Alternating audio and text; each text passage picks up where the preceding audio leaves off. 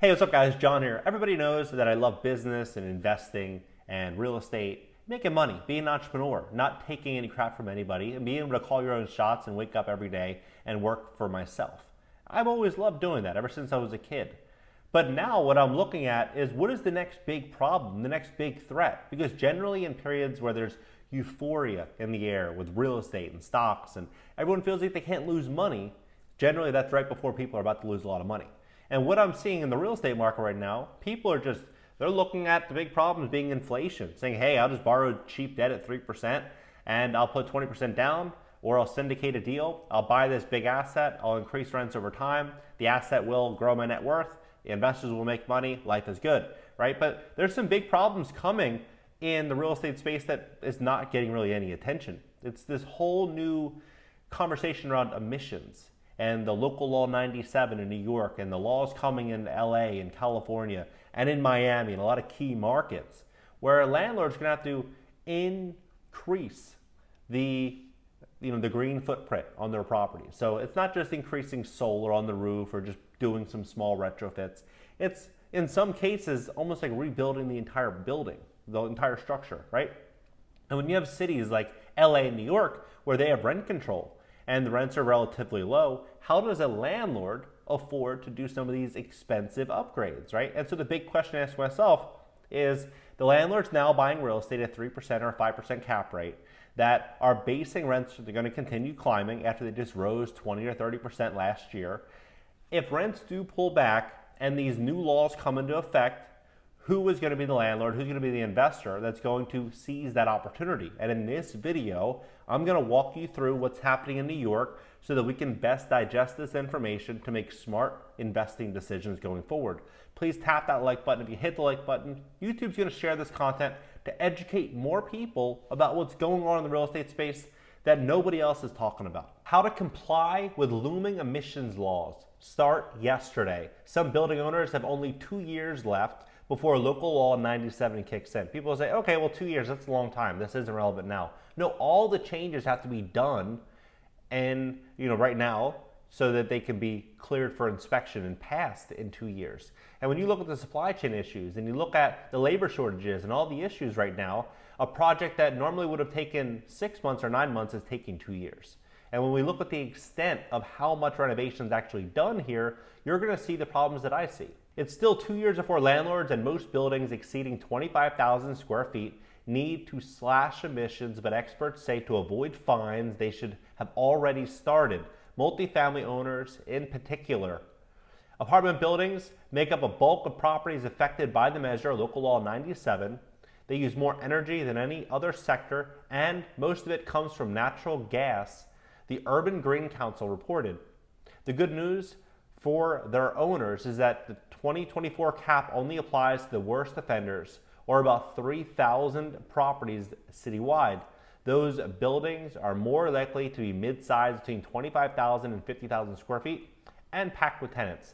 So a traditional 25,000 square foot building, for example, each unit might be 700 square feet or 800 square feet, right? But then you factor in walkways and common areas.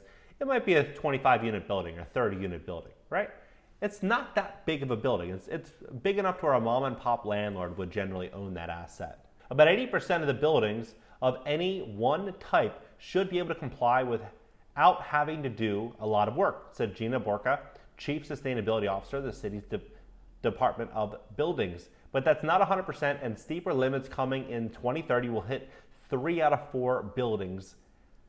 Given supply chain challenges and labor shortages and an expected surge in demand for contractors and the first deadline nears, experts are adamant as to when landlords should begin planning retrofits. Yesterday, when I talk to building owners, I want them to be aware that there's no magic beans like Jack used for Beanstalk to make buildings efficient, said Jimmy Chanrita, founder of Katakon Group, a sustainable energy firm that helps owners meet efficiency standards. Retrofits can be time intensive, expensive, and complicated, but there are steps that owners can take to understand the building's carbon output, where they can cut emissions, and how to get the biggest bang for their buck. Step 1, know your building. Buildings are all different, just like people. Deciding what upgrades requires knowing what specifically is producing emissions, he said. Is the building old? Is it sufficiently insulated? Are the windows single paned? Are systems in place to regulate energy use? Assessing such variables and more is a monster project for owners with businesses to run and tenants to tend to. The logical choice is to outsource that work. There are a few options. Borka recommends turning to the New York City Accelerator, a free service that can tell owners what their building emits, what near-term retrofits will lower that output, and what longer-term options can get them under the lumen caps. For many buildings, the city already has a very specific information about the building at its fingertips, Borka said. The Accelerator can pull all specs on a building's age, energy systems, and energy audit report, tools that can be used to recommend projects. The Accelerator can also connect landlords with a contractor and financing options. This is going to be a real big problem too. The landlords that need financing options, more than likely, probably had a bad last couple of years, with tenants not paying, and right now they're only able to evict 1 in 10 tenants. It's a pretty complicated legal system in New York right now. So during this entire period, after landlords incurred so much loss, they now have to apply for financing to put themselves even in more debt. Such as the Property Assessed Clean Energy Program, PACE can cover up to 100% of the upgrades through a loan that is paid back in installments tacked on to property tax payment. I covered this on my main channel about another company called Y-Green that does the same thing. They'll let you borrow the money for about 8% and you pay it over 15 or 30 years through your property tax bill. So your property tax bill basically doubles, triples, or quadruples depending on the size of your building and the requirements that you need to do to the building. The state's Flexible Technical Assistance Program covers half of the cost of an energy study on the multifamily building that pays into Con Edison Systems benefits charge, a fee included on electricity bills. Various private options provide the same services.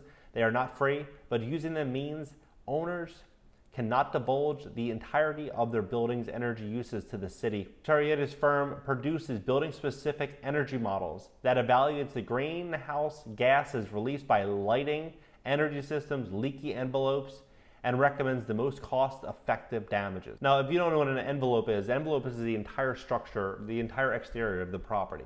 So if they're saying that your building has a leaky envelope, that's a very big problem. They're saying that you need new energy systems. That is a very expensive endeavor. Lighting as well, electricity, these are all expensive. These aren't, cheap things like, hey, just sign up for solar, put solar on the roof, and you can get a solar lease, and it'll reduce your energy intake, and blah blah. No, these are very big expenses that people are going to be incurring. Before you spend $3 million on a boiler investment, it's probably more advantageous to go spend $60,000, so 2% of that cost, to first evaluate your building through an energy model. So think about the cost here: $60,000 up front, and you're talking about a $3 million investment. How much is the building worth is the big question. 6, 8, 10 million, 20 million? You're dropping a significant, almost a down payment to purchase this property, if not more of the entire building's value. And though neither Borka recommends owners go at it alone, there are free energy modeling products such as eQuest, a tool developed by the U.S. Department of Energy that allows owners to determine emissions by entering their building specifications. Step 2, start small if you can. Equipped with a holistic understanding of their building's emissions, owners not in the worst 20% of offenders can prioritize retrofits, starting with smaller fixes and budgeting for bigger upgrades needed in 2030. So this is just going to continue to get worse and worse and worse. So the question I ask myself right now, are the buildings right now that are trading at a 3% or a 4% cap rate, the lowest caps, in New York, maybe even a 1.5% or 2% cap rate, the lowest that it's ever traded in history, and now they have all these new expenses coming. How can cap rates stay where they are? I believe caps have to go up to account for the risk and the expense and the investment needed to facilitate these buildings into compliance. That's what I'm betting on. The 3 main areas that an owner can upgrade are lighting, HVAC systems, the building envelope, like I said, the entire exterior of the property. Lighting is the cheapest. If you want to implement a low-cost measure that is going to give you a big return relatively fast, that comes from the lighting systems. For most owners, that means replacing inefficient Fluorescence, energy sucking, no. In most situations, it's not just going to be replacing light bulbs. Installing LEDs can cost $90 to $250 per fixture, but $75 an hour for labor, according to the home management platform. Owners pressed for money can opt for lighting that is better. Fluorescent is 75% improvement over, so that I doubt that. Owners who can opt for LED should reduce their overall wattage or tell their tenants to make sure to wear sunglasses. Lighting retrofits pay for themselves in just 3 years on average. Installing thermostat controls is another low-cost option. Systems that better regulate tenants' energy use to combat waste for themselves in 2 to 3 years. Step 3, go big if in bad shape. Most buildings in New York, they're older buildings, 100 years old. So when they say bad shape, what they're really saying is not complying with today's standards. So in New York, I would imagine that will be a majority of these buildings. If a landlord undergoes energy modeling and finds his building among the worst 20% of offenders, it is time to consider major capital improvements. Buildings heated by gas and cooled via window ACs, for example, should consider a heat pump, an electric alternative that regulates heating and cooling. The upgrade will run an owner about $10,000 per unit. Bunker and tradesmen calculated twice what a standard boiler might cost, but there's money out there to help. In addition to PACE loans, the State Energy, NYSERDA, National Grid, and Con Edison all offer incentives for energy upgrades. The state will cover $15,000 per unit for upgrades that cut energy use by 35%. National Grid offers rebates of $1,000 on high energy gas boilers, not as efficient as a heat pump, but far better than an old boiler. And Con Edison, commercial and industrial energy efficient programs give owners rebates for installing efficient equipment such as lighting and HVAC systems. Some incentives cover up to 50% of the project's cost with a cap of $1 million for electricity upgrades and $250,000 if the project targets gas. Owners of buildings in better shape should replace old boilers over the next 8 years before the heating system fails. A landlord and member of the group Small Property Owners of New York said when her building system went kaput, she put about $10,000 to use a temporary boiler for 2 weeks, $10,000 for 2 weeks. The cost of adding these electric water heaters was not much more than that. Electric water heaters are a step from gas boilers, but more wasteful option than heat pumps. Step 4, beware of a leaky building. Charachetta warns that some upgrades are undermined if the building's exterior is unsound. Let's say you're going to put a whole new LED lighting or a new heat pump. That sounds great, he said.